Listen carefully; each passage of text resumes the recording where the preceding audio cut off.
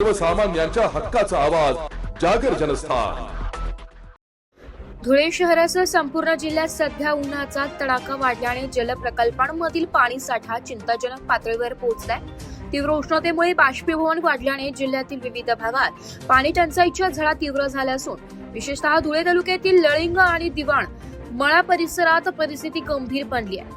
या भागात पिण्याचे पाणी वेळेवर उपलब्ध होत नसल्याने ग्रामस्थांना पाण्यासाठी मोठी कसरत करावी लागत आहे। गावातील सार्वजनिक विहिरींवर पहाटेपासूनच महिला आणि नागरिकांच्या लांबच लांब रांगा पाहायला मिळत असून पिण्याच्या पाण्यासाठी सुरू असलेली ही पायपीट प्रशासनाच्या नियोजनावर प्रश्नचिन्ह उपस्थित करीत आहे। दुसरीकडे जिल्हा प्रशासनाने पाणी टंचाईवर मात करण्यासाठी तब्बल 2 कोटी रुपयांचा टंचाई निवारण आराखडा तयार केला असला तरी प्रत्यक्षात मात्र अद्याप ठोस उपाययोजनांची अंमलबजावणी झालेली दिसत नाहीये।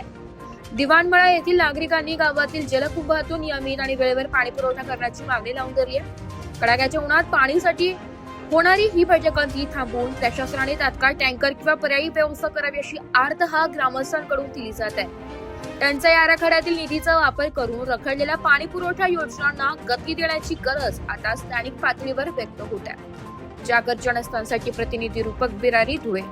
रुग्ण नागापूर आहे। मी दिवाणमळात राहणारा एक मुलगा आहे। मी इथं काही वर्षापासून इथं म्हणजे अजूनपर्यंत पाणी आलेलं नाही पिण्यासाठी। काही म्हणजे बाप दादापासून पाणी नाही येत इथं। तर इथं नळाला पाणी फक्त 3 दिवसाआड येतं, ते पण पूर्ण येत नाही। तर इथली 5-5 4-4 हंडे देतात पाणी।